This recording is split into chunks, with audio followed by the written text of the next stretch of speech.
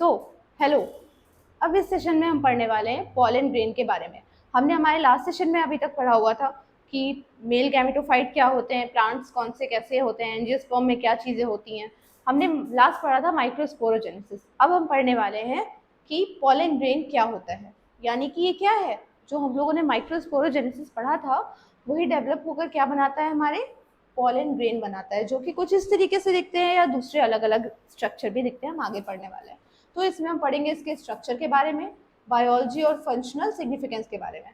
ठीक है, तो फर्स्ट स्लाइड हमारी क्या कह रही है, पॉलन ग्रेन का इंट्रोडक्शन।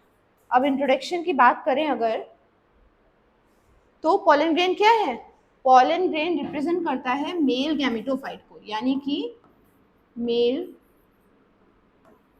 रिप्रोडक्टिव ऑर्गन को हम क्या कहते हैं, प्लांट्स में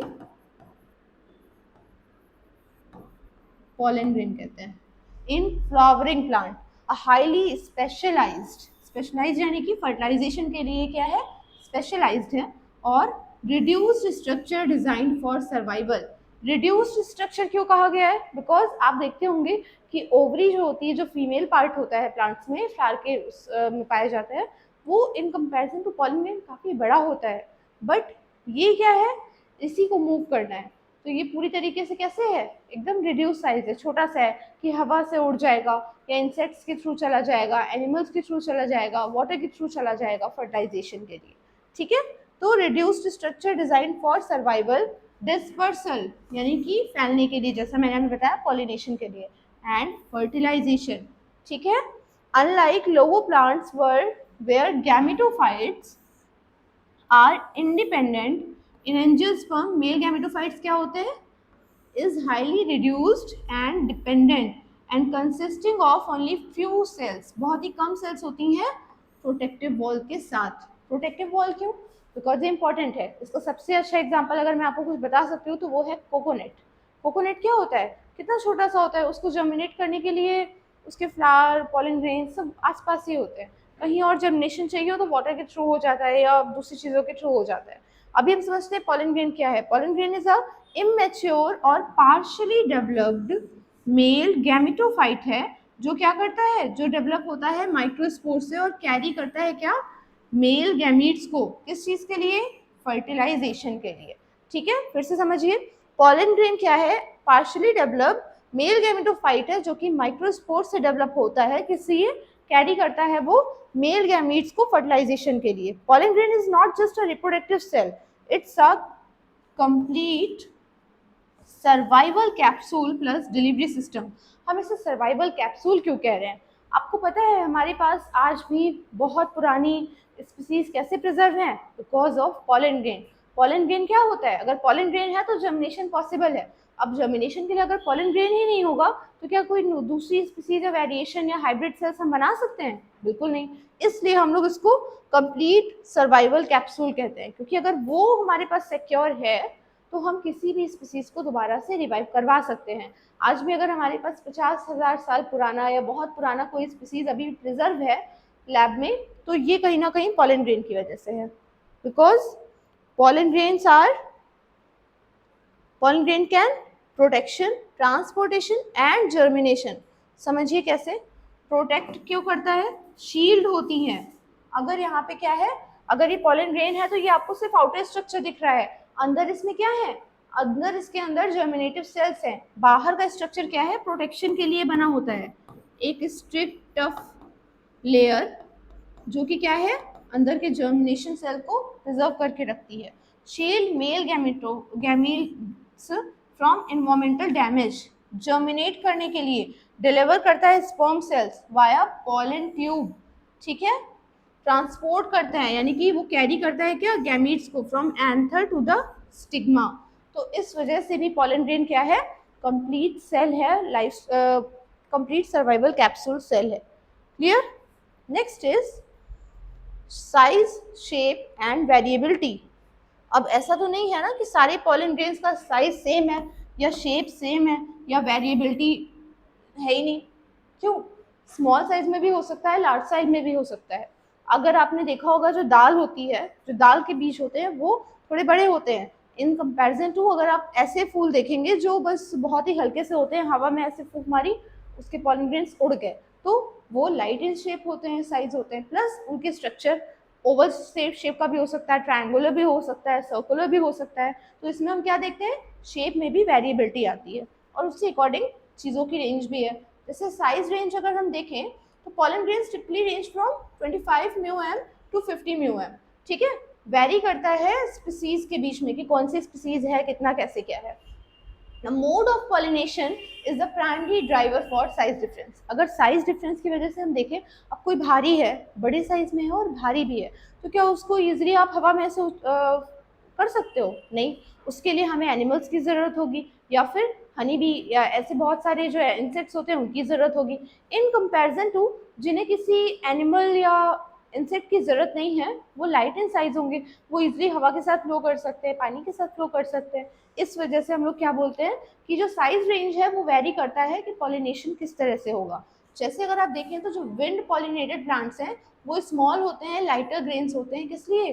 एरियल डिस्पर्सल के लिए। इंस्टेड ऑफ जो इंसेक्ट पॉलिनेटेड प्लांट्स हैं वो large in size, sticky grains के में होते हैं और अटैचमेंट के लिए हेल्प करते हैं।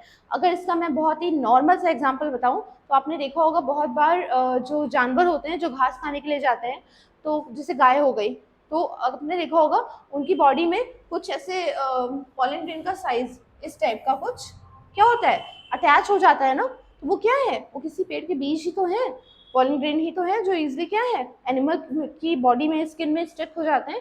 फिर जहाँ जहाँ एनिमल जाएगा वहाँ पे अगर वो गिरेंगे तो क्या होगा, जर्मिनेशन पॉसिबल हो जाएगा। आई होप आप इसे समझ पा रहे होंगे क्योंकि आप अपने आसपास देखते हैं। अब विंड पॉलिनेशन का यहाँ पे आप डायग्राम देखिए तो ये कितने छोटे छोटे साइज में है और लाइट है, स्मूथ है, सबसे इंपॉर्टेंट स्मूथ है, एकदम स्मूथ सरफेस है, प्लस इसकी मदद से ये लॉन्ग डिस्टेंस भी डिस्पर्सल के लिए तय कर पाते हैं। अब हवा है वो उड़ते हुए चल रही है तो क्या होगा, स्पीसीज इधर से उधर जा पाएगी। अगर आप ग्लोबल मैप पे देखोगे और कोई स्पीसीज देखोगे कि एक दूसरे कॉन्टिनेंट पे है और दूसरा स्पीसीज का दूसरे कॉन्टिनेंट पे दिख रहा है, तो ऐसा पॉसिबल हो सकता है ना कि वो एयर डिस्पर्सल की वजह से वो, क्योंकि इतनी लॉन्ग डिस्टेंस कवर कर पाना किसी भी एनिमल के लिए पॉसिबल नहीं है। जस्ट ऑपोजिट इंसेक्ट पॉलिनेशन में क्या होता है, इस टाइप के साइज होते हैं तो वो इजीली इसमें स्टिक हो जाता है, जो कि स्टिकी होते ही हैं, स्पाइनी ग्रेन्स होते हैं, मतलब थोड़े खुरदुरे होते हैं जो शॉर्ट डिस्टेंस जरूर तय करते हैं पर ये अपने सर्वाइवल को इंश्योर करते हैं। मतलब अगर एक स्पीसीज यहाँ है तो इसके पॉलिनेशन के थ्रू अगर कोई इंसेक्ट या एनिमल से आया है तो वो यहाँ पे मिल जाएगा। वो आपको बहुत लॉन्ग डिस्टेंस पे तो नहीं मिलेंगे पर उस पूरे एरिया में आपको उस तरह की स्पीसीज मिल जाएंगी because of animal insert pollination की वजह से। ठीक है, शेप डाइवर्सिटी किस तरह मैटर करती है ये जानिए। शेप जो होता है, पॉलन ग्रेन का जो शेप होता है वो नॉर्मली तो सर्कल शेप होता है, बट ज़रूरी नहीं है आपको हर बार स्फेरिकल शेप में ही मिले। ये कभी कभी ओवल, ट्रायंगुलर, एलिप्टिकल और स्पीसीज के साथ में ये एंडिंग विद इकोलॉजिकल नीश, यानी कि हर जगह आपको अलग अलग तरह के नीश में अलग अलग तरह की वैरायटी दिखाई पड़ेगी as in shape of diversity. ठीक है, जिस तरह की जैसी जगह, जिस तरह की जैसी डिमांड, प्लांट का जैसे भी अपना हैबिटेट हो पाता है वो उस तरीके से पॉलन ग्रेन्स शेप में बनाता है। Shape and size are directly adopted to the mode of pollination. As I say कि क्या हो रहा है, अगर आपका पॉलिनेशन में वो देख रहा है कि एनिमल्स के थ्रू इजी हो रहा है तो वो प्लांट्स उसी तरीके से अडॉप्ट हो जाते हैं। या आप ऐसा कह सकते हैं कि जो पॉलिनेशन हो पाते हैं जिन स्पीसीज का, उन्हीं का सर्वाइवल भी पॉसिबल है, क्योंकि अगर स्पीसीज वो सर्वाइव ही नहीं कर पा रही है, वो पॉलिनेशन नहीं हो रहा है, जर्मिनेशन नहीं हो रहा है, बढ़ नहीं रही है, तो वो ज़्यादा लंबे वक्त के लिए सर्वाइव नहीं कर पाएंगी। ठीक है, एग्जाम्पल के तौर पे हम लोग शायद नीलकमल पढ़ सकते हैं, क्योंकि उसमें क्या है, अब जो वाटर स्पीसीज होती हैं उनकी सबसे बड़ी इशू तो यही है ना कि वो एक पर्टिकुलर एरिया में ही कर पा रहे हैं अपने आप को जर्मिनेशन, तो उनके साथ में कोई प्रॉब्लम इस वजह से हो रही है कि भाई वो पॉन्ड है, अब पॉन्ड है तो वो तो छोटा है ना, अब उतने एरिया में अगर कोई एक जानवर आ गया उसने पूरी स्पीसीज को खराब कर दिया तो दोबारा से उनका पॉलिनेशन हो पाना, जर्मिनेशन हो पाना काफ़ी मुश्किल हो जाता है। क्योंकि पॉलिनेशन के लिए सिर्फ डिस्पर्सल ऑफ पॉलिनेशन इंपॉर्टेंट नहीं है, ये भी इंपॉर्टेंट है कि टेम्परेचर कैसा है, वहाँ का वेदर कैसा है, उसकी कंडीशन कैसी है, सॉइल फर्टाइल है कि नहीं है, सारे न्यूट्रिएंट्स उसको मिल रहे हैं कि नहीं मिल रहे हैं। तो इस तरह के बहुत सारे वेरियस फैक्टर क्या करते हैं, डिपेंड होता है एक प्लांट की स्पीसीज को सर्वाइव करने के लिए। तो एग्जाम्पल है ये किस चीज़ का, a form of function in plant biology.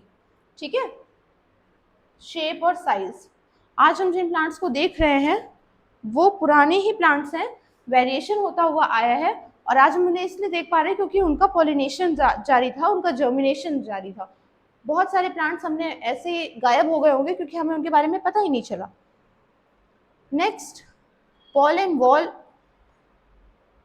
Organisation, ये काफ़ी इंपॉर्टेंट है और मज़ेदार भी है। मज़ेदार इसलिए है क्योंकि आप यहाँ देखते हो कि अभी तक हम लोग समझ रहे थे, टेट्राड पढ़ रहे थे, फोर चैम्बर पढ़ रहे थे, पॉलिनेशन पढ़ रहे थे। अब फाइनली जब पॉलन ग्रेन हमारा जर्मिनेट हो गया है, हमारा पॉलन ग्रेन जर्मिनेशन होने के पहले हम इसको क्या पढ़ रहे हैं कि पॉलन ग्रेन में अभी अलग अलग लेयर्स हैं। तो आप समझिए कि हमारी प्लांट बायोलॉजी कितनी प्यारी होती है कि हम उसमें बहुत सारी छोटी छोटी चीज़ें समझते हैं, फिर पता चलता है कि उसे बहुत इत्मीनान से लेयर बाय लेयर बनाया जाता है, तब जाके एक प्लांट का सर्वाइवल पॉसिबल हो पाता है।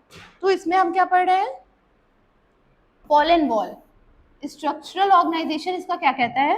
एक होती है एक्साइन वॉल जो कि आउटर प्रोटेक्टिव लेयर होती है, जो मैं आपको बता रही थी कि कैसी होती है, स्पाइनी हो सकती है, यानी कि पॉइंटेड प्रोजेक्शन होते हैं जो कि हेल्प करते हैं किसमें, इंसेक्ट से, पॉलिनेटर से कनेक्ट होने में। दूसरी स्मूथ टाइप देखी गई जिसमें एरोडायनेमिक सरफेस, यानी कि हवा में वो इजिली क्या हो पाए, फ्लो हो पाए, इसलिए उसकी जो सरफेस है वो स्मूथ है। ये विंड पॉलिनेटेड स्पीसीज के लिए एक अच्छा है। फिर रेटिकुलेट यानी कि नेट लाइक स्ट्रक्चर, इसमें ये किस लिए है, ये यूज होता है पैलिनोलॉजिकल आइडेंटिफिकेशन के लिए, मतलब ये आप इजीली आइडेंटिफाई कर पाओगे। और ये तीनों ही क्या है, बहुत ज़्यादा अच्छी सरफेस होती है, बिकॉज ये मेक श्योर करती हैं कि स्पीसीज को क्या हो, स्पीसीज में किसी भी तरह के अंदर जो जर्म सेल है उसको कोई ऐसा भी नुकसान नहीं पहुंचना चाहिए, वहाँ पे अंदर टेम्परेचर की वजह से कोई प्रॉब्लम नहीं होनी चाहिए, वहाँ ह्यूमिडिटी की वजह से। इनफैक्ट अभी तक जितने भी एंजाइम्स होते हैं या जर्म्स होते हैं, अभी ऐसा कोई भी जर्म या एंजाइम या कुछ नहीं पाया गया है जितना भी नोन में है जिसकी जो पॉलन वॉल है उसको हार्म कर सके। तो आप इस बात से अंदाजा लगा सकते हैं कि उसकी फिजियोलॉजी कितनी ज़्यादा अच्छी होगी। ठीक है, जो एक्साइन है वो क्या होती है, थिक होती है, रिजिड आउटलेयर होती है, मेड ऑफ स्पोरोपोलिनिन। अब स्पोरोपोलिनिन क्या है, ये मोस्ट रिमार्केबल बायोलॉजिकल सब्सटेंस है अभी तक में, जो कि उस चीज़ को पूरा बचा के रखता है। स्पोरोपोलिनिन बहुत ही ज़्यादा अच्छा, हम लोगों ने इससे लास्ट वीडियो में भी देखा हुआ है। अगर आपको नहीं पता है तो आप पुराने सेशंस पढ़े हुए हैं हमारे चैनल पे, आप उस पर चेक कर सकते हैं।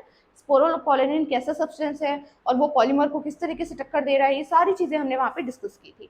Next is it displays species specific service ornamentation, मतलब कि ये हर स्पीसीज में अलग अलग तरीके से पाया जाता है। ज़रूरी नहीं है कि जैसा एक स्पीसीज में दिख रहा है उतना ही परसेंटेज ऑफ स्पोरोपोलिनिन दूसरी स्पीसीज में भी पाया जाता है।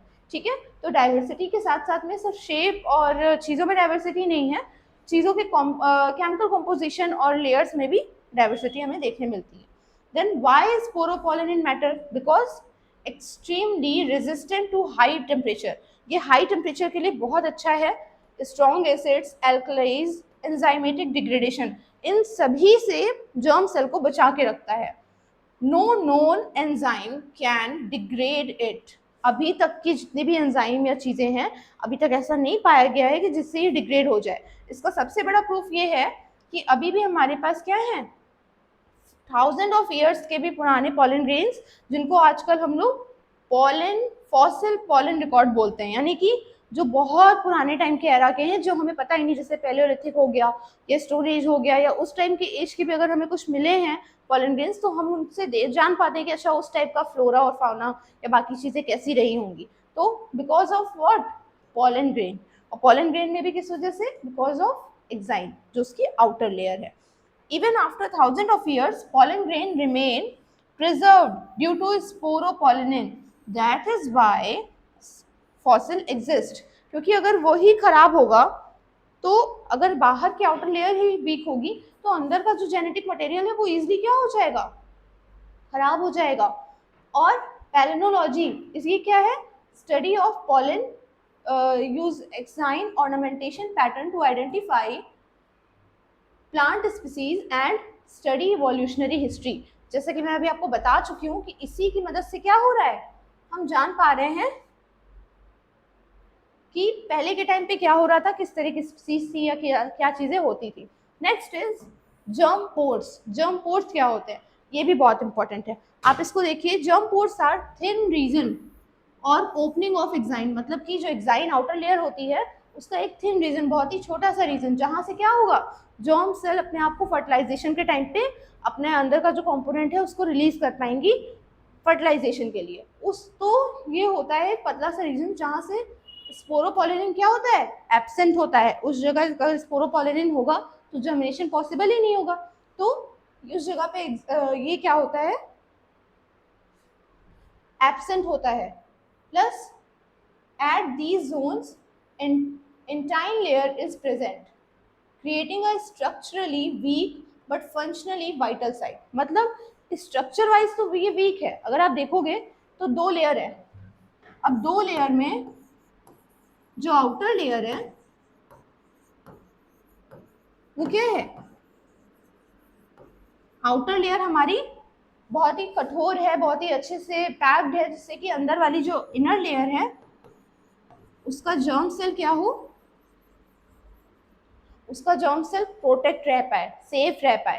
तो फंक्शनली ये वाइटल साइट है। मतलब अगर जर्म सेल ही नहीं होगी तो फिर स्पोरोपोलिन के होने का क्या फायदा है, फर्टिलाइजेशन ही नहीं हो पाएगा। इसका प्राइमरी फंक्शन क्या है, germ pore serve site of pollen tube emergence during germination. जो पॉलन ट्यूब होता है वहां से ही जर्म सेल के अंदर का जो चीजें पाई जाती हैं, कंपोनेंट्स होते हैं, वो रिलीज होता है। तो ये उस टाइम पे काम आती है। Pollen tube grows out through these pores to deliver male gametes to the ovule। यानी कि जो अपने मेल गैमीट्स हैं उनको डिलीवर करने के लिए ओव्यूल में ये वो जगह है। ठीक है, more germ pores is equal to higher chances of successful germination and fertilization. अब बट ऑब्वियस है कि अगर सिर्फ एक ही उसमें पोर है तो वहां से कितना ही कंटेंट में गैमीट निकल पाएगा। बट अगर दो या तीन पोर पाए जा रहे हैं तो बहुत ज़्यादा चांसेस होते हैं ना कि पॉलिनेशन हो के बाद में जर्मिनेशन सक्सेसफुल हो जाएगा। क्योंकि हमारा काम ये तो नहीं है ना कि सिर्फ पॉलिनेशन हो जाए और बस बात खत्म। हमें मेक श्योर करना है कि जर्मिनेशन भी हमारा क्या हो, सक्सेसफुल हो। उसके लिए इसमें ज़्यादा पोर होना ज़रूरी है। जैसे कि आप देखेंगे टाइप्स ऑफ जर्म पोर, ये एक है मोनोकॉल्पेट। मोनोकॉल्पेट में क्या हो रहा है, वन स्पोर होते हैं और मोस्ट ऑफ द टाइम क्या पाया जाता है, ये मोनोकॉट्स में पाया जाता है। अब मोनोकॉट्स क्या है आपको पता होगा, बीज होता है, बीज के दो अलग अलग कॉटिलिडन्स होते हैं। तो अगर ये दो कॉटिलिडन्स है तो डाइकॉट। जैसे कि डाइकॉट कौन सा होता है, डाइकॉट हम लोग मैंगो बोल सकते हैं, मैंगो सीड में होता है। या और किस चीज में होता है हमारा, बादाम में होता है।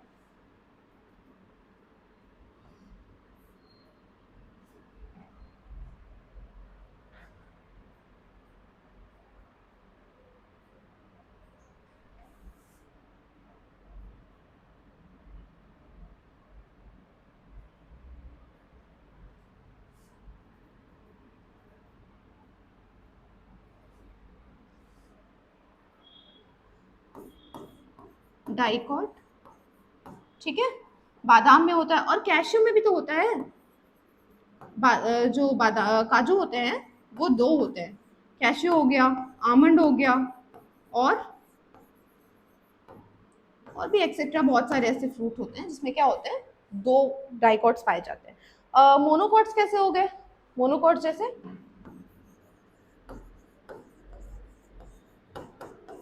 कोकोनट। कोकोनट में क्या होता है, पूरा एक सिंगल ही होता है ना, उसमें तो ऐसा नहीं होता कि आप कर रहे हो तो आपको बीच में दो दिख रहे हैं। ठीक है, तो मोनोकॉट्स और ट्राइकॉल्पेट में क्या हो रहा है, थ्री पोर्स होते हैं या कॉल्पी होते हैं, और ये मोस्टली किस में पाए जाते हैं, डाइकॉट्स में पाए जाते हैं। ठीक है, नेक्स्ट इज इंट्राइन।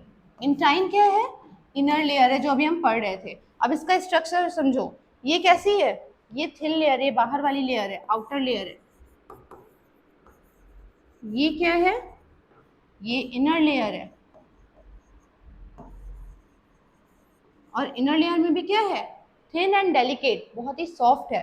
वाई, क्योंकि सेलुलोज और पेक्टिन की बनी हुई है जिसमें मटेरियल यूज हो रहा है, जो कि फ्लेक्सिबिलिटी के लिए और बायोकेमिकली एक्टिव होते हैं एक्साइन के जस्ट ऑपोजिट।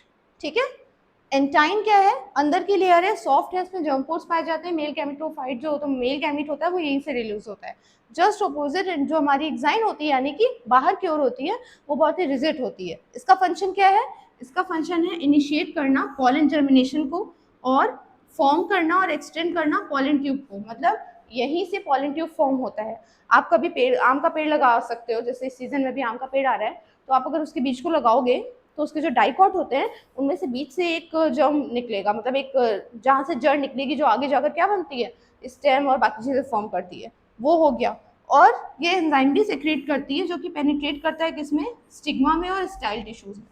क्लियर, चीज़ों को समझ के पढ़ोगे आप लोग अगर डायग्राम के साथ में तो आपको ईजी होगा। The two layer work in perfect complementary, the exine guards and the entine acts। Simple है, एक क्या कर रहा है, जो आउटर लेयर है वो प्रोटेक्ट करके रख रहा है और जो अंदर वाली लेयर है वो काम कर रही है। तो इस तरीके से ये बहुत ही परफेक्ट कॉम्बिनेशन में आ जाता है।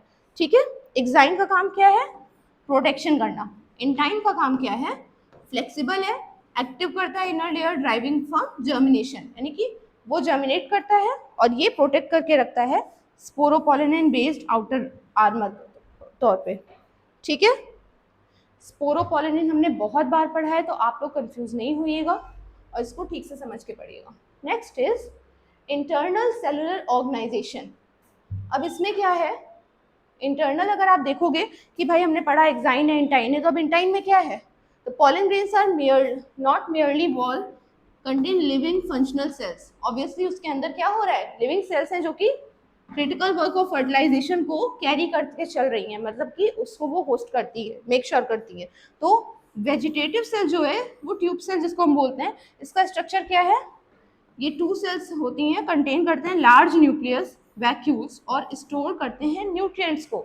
ठीक है, इसका फंक्शन होता है पॉलन ट्यूब को इलोंगेट करना, फॉर्म करना और प्रोवाइड एनर्जी, एनर्जी और ग्रोथ मैकेनिज्म प्रोवाइड करना, किस चीज़ के लिए, extension toward the ovule, ovule तक जाने के लिए जिस पॉलन ट्यूब की ज़रूरत है उसको न्यूट्रिएंट प्रोवाइड करना और मेक श्योर करना कि उसका ग्रोथ अच्छे से हो रहा हो।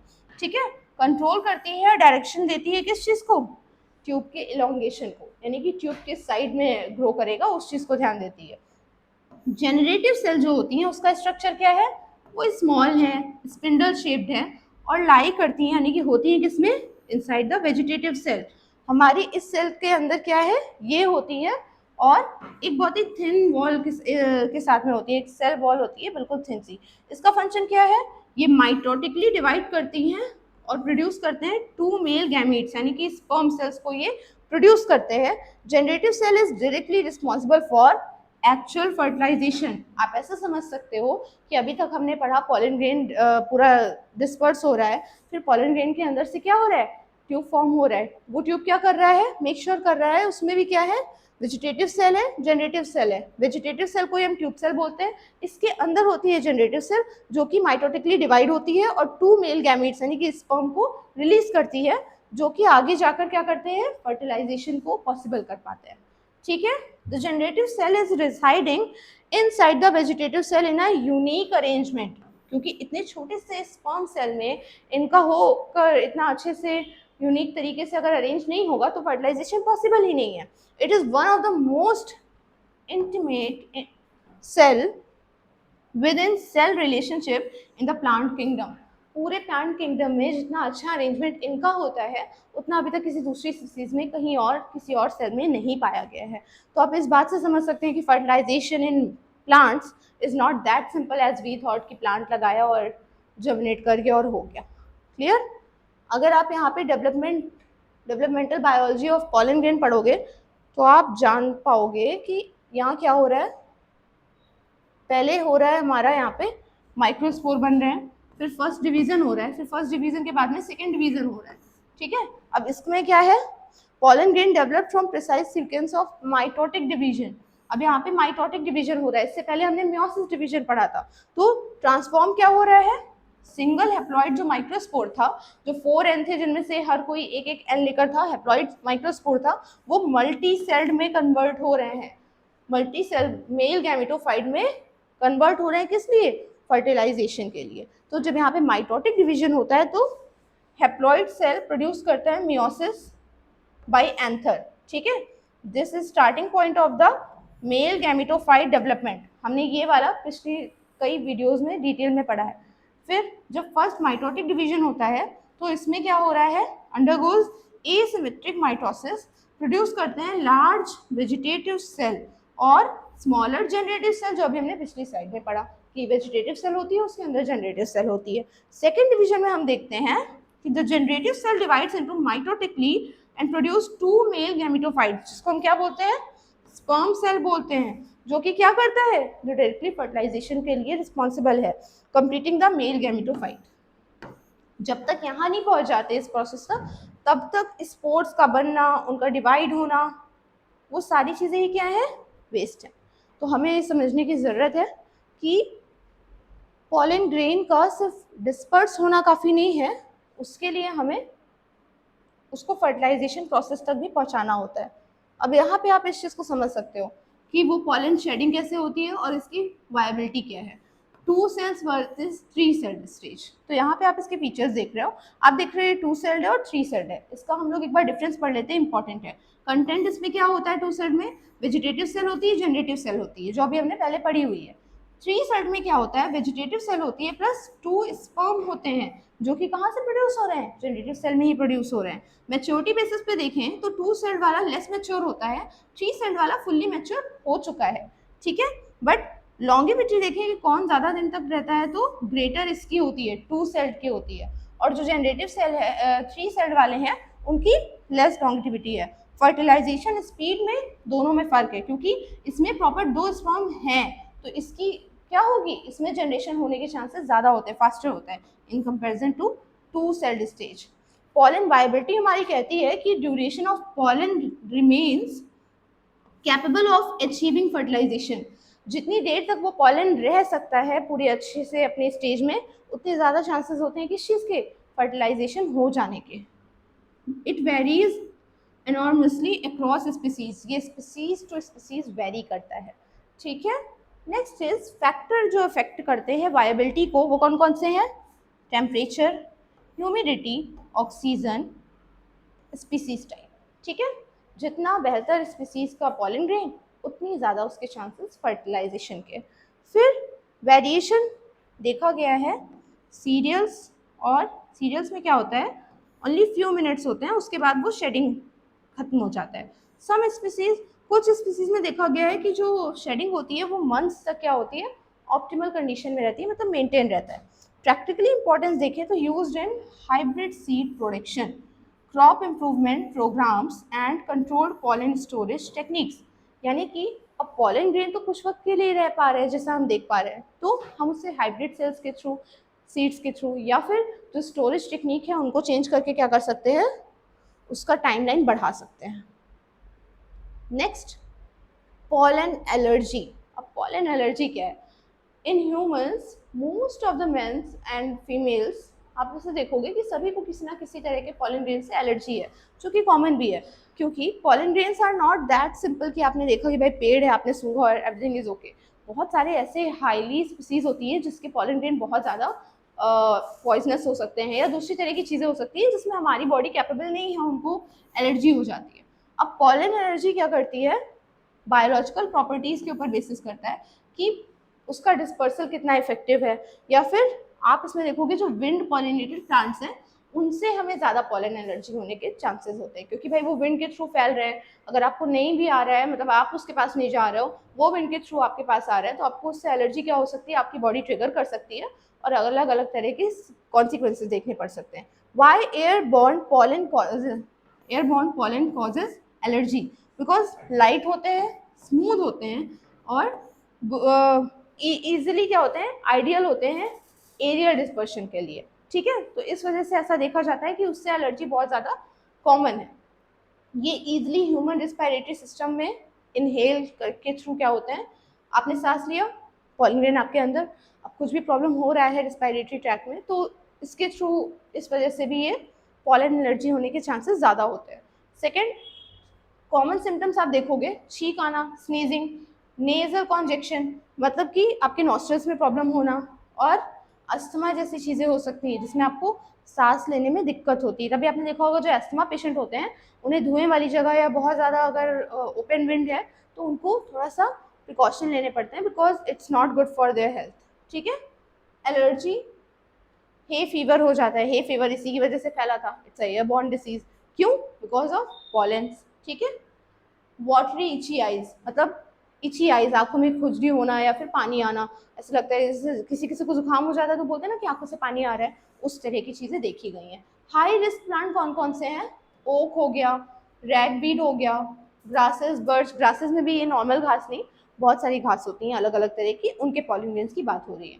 ठीक है। ये पॉलिनेट करते हैं और प्रोड्यूस करते हैं vast quantity of light weight pollen, क्योंकि ये बहुत ही हल्के होते हैं तो ईजिली इनके पॉलन ग्रेन्स बहुत दूर तक जाते हैं। लो रिस्क में कौन से हैं? इंसेक्ट पॉलिनेटेड प्लांट, जैसे क्योंकि वो हैवी होते हैं, स्टिकी होते हैं और rarely become airborne significant qualities, because उनमें इतना दूर तक जाने की क्षमता नहीं होती है, वो हैवी होते हैं तो वो दूर तक नहीं जाते, वो एक पर्टिकुलर एरिया में रहते हैं, तो उनके से ऐसा होने के चांसेस कम होते हैं। Still 10 to 30% of global population are affected by pollen allergy। तो इट्स नॉट दैट सिंपल। अभी तक के लिए यहीं तक हम पढ़ा रहे हैं, हमारी प्लेलिस्ट पूरी कंप्लीट होने वाली है। आई विल सजेस्ट कि आप डायग्राम बनाते जाइए, पढ़ते जाइए और डिटेल में इन चीज़ों को पढ़िए। इतनी डिटेल वीडियो इसीलिए बनाई गई है जिससे कि आपको ईजिली नीट का भी कोर्स आपका कवर हो जाए, प्लस आपका बोर्ड एग्जाम के लिए भी तैयारी हो जाए। Thanks for today. Next session में हम दूसरी चीज़ें पढ़ेंगे।